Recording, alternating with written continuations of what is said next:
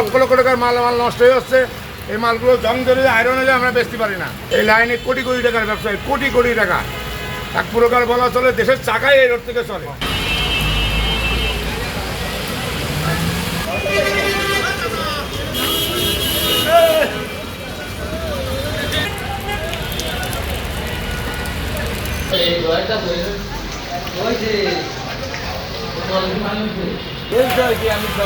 আমি রাখছি মোটামুটি ক্যারেট মিনিট আছে, তার উপরে রেখে দিচ্ছি। টেবিলের উপর কাগজপত্র সাজাই রাখছি না বেঁচে।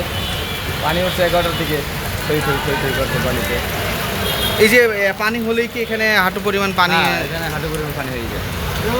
ব্যবসা প্রতিষ্ঠানগুলো আসলে অল্প পানি হলেই তো ক্ষতিগ্রস্ত হয়। পানি হলেই ক্ষতিগ্রস্ত হয়ে যায়, মানে মানুষ কাজবাজ করতে পারে না। অনেক সময় মাল টাল আসে, এই সময় মনে করেন বৃষ্টিবাদল আসে, অল্প সময়ের ভিতরেই যানজট হয়ে যায় এবং পানি কেটে জমা হয়ে যায়। এইখানে এই পানি কতক্ষণ থাকবে কি মনে হয়?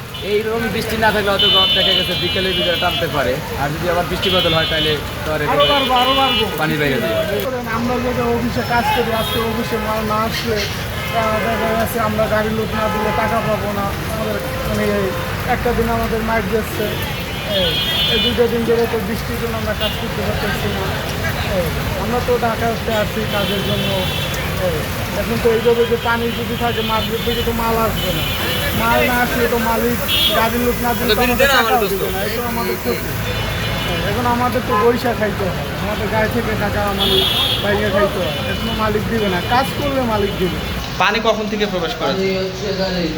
এইদিকে তাকায় ভোর থেকে। কি কি মাল আসলে ভিজে নষ্ট হয়েছে যদি একটু বলেন? আপনারা তো কুরিয়ার সার্ভিস, এটা নাকি? ভ্যারাইটিস মাল হয়, অনেক ধরনের মাল থাকে, ইলেকট্রিক মাল, মিলিটারি মাল, হার্ডওয়ার মাল, অনেক ধরনের মাল হয়। এটা কি প্রতিষ্ঠানের নাম কি? কি কাজ করেন? ট্রান্সপোর্ট। এখানে কি মানে পণ্য কি বিভিন্ন দেশে জায়গায় পাঠানো হয়? এটা হচ্ছে একটা কুরিয়ার সার্ভিস আর কি। আমরা এখানে মাল বুকিং করি, আবার ঠিক মতন বুঝে দিই সবাই। বৃষ্টি হলেই কি এমন পানি প্রবেশ করে? এখানে মানে ভারী বৃষ্টি হলে আর কি পানি চলে যায়।